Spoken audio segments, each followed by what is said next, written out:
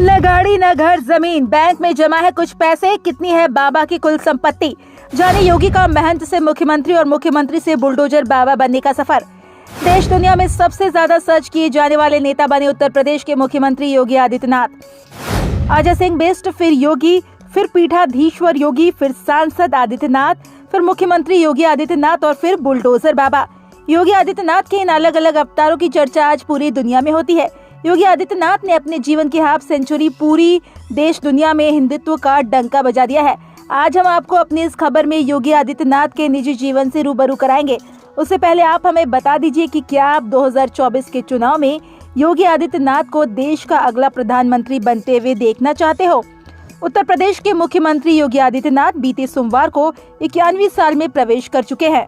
योगी आदित्यनाथ देश के उन चंद नेताओं में शामिल हैं जिनके चाहने वाले देश के कोने कोने में हैं। देश के सबसे बड़े राज्य के मुख्यमंत्री होने के साथ ही गोरखपुर मठ के महंत की भूमिका भी निभा रहे हैं। मुख्यमंत्री बनने के बाद उनकी लोकप्रियता में ऊंचा उछाल आया। जहां तक योगी आदित्यनाथ की संपत्ति का सवाल है, उनके पास कोई भी अचल संपत्ति नहीं है और न ही उनके पास कार है। उत्तर प्रदेश विधानसभा चुनाव 2022 में गोरखपुर शहर विधानसभा सीट से नामांकन दाखिल करते वक्त उन्होंने हलफनामे में अपनी कुल संपत्ति का ब्यौरा दिया था। हलफनामे में उन्होंने बताया था कि उनके पास कुल नकदी 1 लाख रुपए है, बैंक में 1.5 करोड़ रुपए जमा थे, NSS और डाकघर सेविंग में भी उनके पास 37 लाख रुपए थे। अपने हलफनामे में उन्होंने किसी भी वाहन का जिक्र नहीं किया था। 69,000 के गहने, 1 लाख रुपए के हथियार और 12,000 रुपए का मोबाइल भी उनके पास था। इस तरह 2022 में उनके पास कुल 1.5 करोड़ रुपए की संपत्ति थी। योगी आदित्यनाथ ने पूर्व सांसद, पेंशन और विधायक के रूप में मिलने वाले भत्ते को अपनी आय का जरिया बताया था। योगी आदित्यनाथ के चुनावी हलफनामे के मुताबिक उन्होंने गढ़वाल विश्वविद्यालय से 1992 में BSc की डिग्री हासिल की। मुख्यमंत्री बनने के बाद 3 साल तक उनकी कमाई बढ़ी, लेकिन फिर गिरावट शुरू हो गई। 2016-17 में मुख्यमंत्री योगी आदित्यनाथ की कुल कमाई 8 लाख रुपए थी। 2017-18 में ये 14 लाख रुपए हो गई और 2018-19 में कमाई में और इजाफा हुआ और ये 18 लाख रुपए तक पहुंच गई। वहीं 2019-20 में मुख्यमंत्री की कमाई में गिरावट आई और ये घटकर 15 लाख रुपए हो गई। 2020-21 में इसमें और कमी हुई और ये 13 लाख रुपए रह गई। योगी आदित्यनाथ का जन्म 5 जून 1972 को उत्तराखंड के पौड़ी गढ़वाल जिले के पंचूर गांव में हुआ था। योगी आदित्यनाथ का असली नाम अजय मोहन सिंह बिष्ट है। उनके पिता आनंद सिंह बिष्ट फॉरेस्ट रेंजर थे। योगी आदित्यनाथ अपने माता पिता के दूसरे बेटे हैं। उनको मिलाकर वो 4 भाई और 3 बहनें हैं। उनके पिता आनंद सिंह बिष्ट चाहते थे कि अजय उनके ट्रांसपोर्ट के बिजनेस में मदद करे, लेकिन इस व्यापार में अजय सिंह बिष्ट की दिलचस्पी नहीं थी। उन्होंने हेमवंती नंदन बहुगुणा यूनिवर्सिटी से मैथ्स में BSc की डिग्री हासिल की। 1990 के दौर में लाल कृष्ण आडवाणी के नेतृत्व में राम मंदिर आंदोलन अपने उत्कर्ष पर था। अजय सिंह बिष्ट ने भी इस आंदोलन में हिस्सा लिया।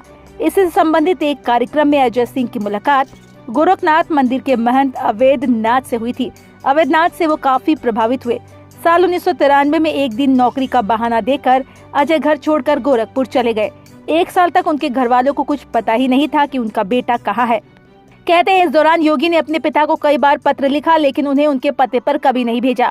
15 फरवरी 1994 को महंत अवैधनाथ ने अजय सिंह बिष्ट को गोरखपंथ की दीक्षा दी। इस दौरान अजय योगी आदित्यनाथ बन गए। इसके 4 साल बाद ही 1998 में अवैधनाथ ने योगी को गोरखनाथ मठ के साथ साथ अपनी राजनीतिक विरासत का भी उत्तराधिकारी बना दिया। साल 1998 में योगी आदित्यनाथ ने सिर्फ 26 साल की उम्र में पहली बार गोरखपुर से संसदीय चुनाव लड़ा। वो 26,000 वोटों से चुनाव जीते। पहली बार जीत के बाद संसद में उन्होंने संस्कृत में सांसद के तौर पर शपथ ली। इसके अगले ही साल फिर चुनाव हुए तो योगी ने फिर जीत दर्ज की। जीत का ये सिलसिला उनके यूपी का मुख्यमंत्री बनने तक अनवरत जारी रहा। गोरखनाथ मंदिर में बतौर जनप्रतिनिधि लोगों की फरियाद सुनने के लिए योगी आदित्यनाथ मशहूर है। साल 2017 में उत्तर प्रदेश में बीजेपी को प्रचंड बहुमत से जीत हासिल हुई। योगी आदित्यनाथ को विधायक दल का नेता चुना गया। 21 मार्च को गोरखपुर से सांसद के तौर पर उन्होंने आखिरी बार अपना भाषण दिया और फिर उत्तर प्रदेश की बागडोर संभालने लखनऊ पहुंच गए।